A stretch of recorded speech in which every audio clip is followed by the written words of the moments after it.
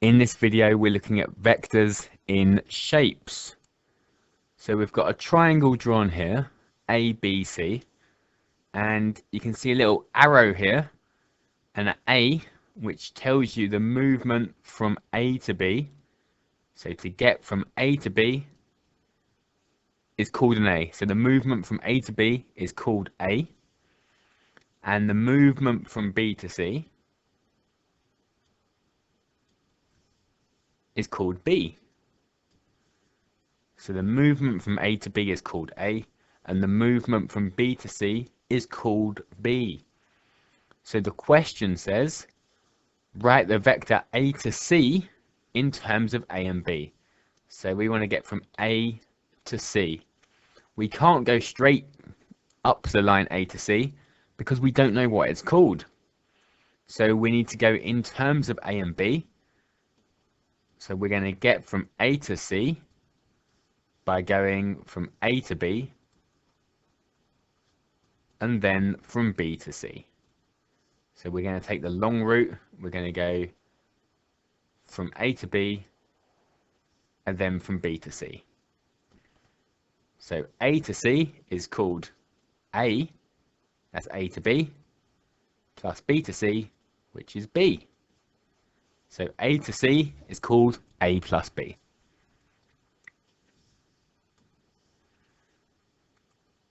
Okay, here's another question. We've got another triangle ABC. A to B is called A. So A to B is called A this time. And C to B is called B. From C to B is a B. So that means B to C. If we go backwards along the line, so if we go backwards, so against the arrow, it's going to be a minus B. So C to B is a plus B. So B to C must be a minus B. And the question says, write down the vector A to C in terms of A and B. So we're going to go from A to C, which is A to B, and then B to C. So A to C is A minus B.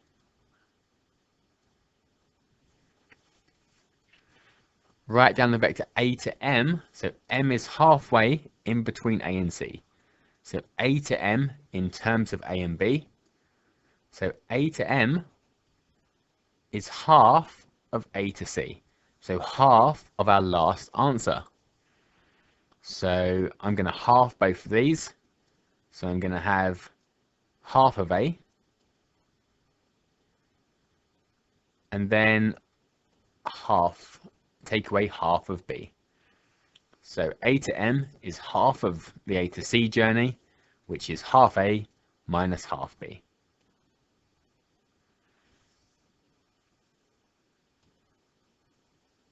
And here's another question. So this time we've got a parallelogram. And we need to know on a parallelogram that the two opposite sides are equal. So if P to Q is called A, S to R is also called A. And S to P is called B. So R to Q, the opposite side, must also be called B. So let's get on with the questions. Write the vector Q to R in terms of A and B. So Q to R. So R to Q is called B. So Q to R is a negative B. Second question, S to Q. So S to Q, we can go up a B and then along an A. So B plus A or A plus B. Either way round, that doesn't matter. So A plus B or B plus A, it means the same thing. And S to M finally.